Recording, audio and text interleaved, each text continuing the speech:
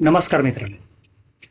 Startup आपल्या भारतामध्ये startup सुरू झालेले आहे, जेणेकरून आपल्याला इन्कम टॅक्स रिबेट मिळतात. काही स्कीमच्या अंडर मॅन्युफॅक्चरिंगवरती जोर दिला जात आहे. का आपण करत आहोत मेक इन इंडिया?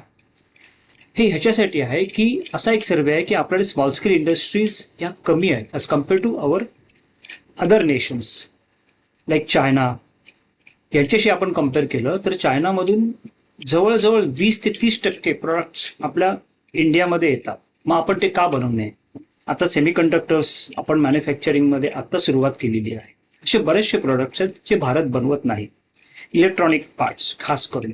तर आपण आता भारतामध्ये हे सगळं सुरू केलेलं. 2014 ही स्कीम जी मेक इन इंडियाचा पाया रोवला गेला. मग त्याच्यामध्ये जसं मी म्हटलं स्टार्टअप आले आणि मग त्यांनी असं टार्गेट ठेवलं होतं की $1 ट्रिलियन मॅन्युफॅक्चरिंग आउटपुट हे इंडियामध्ये सुरुवातीला टार्गेट आपल्याकडे आहे.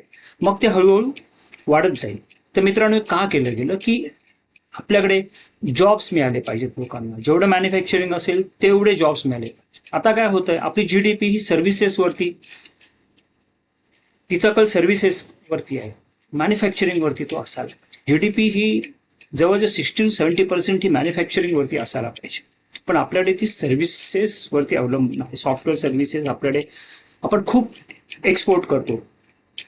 तर मित्रांनो, हे का गेलेलं आहे तर जॉब क्रिएशन्स आणि अशा बऱ्याचशा गोष्टी आहेत की आपल्याकडे लेबर आहे, चांगला लेबर आहे जो बाहेर जातो. आपण आपला लेबर वापरून मेक इन इंडियामध्ये आपण पाय रोवू शकतो.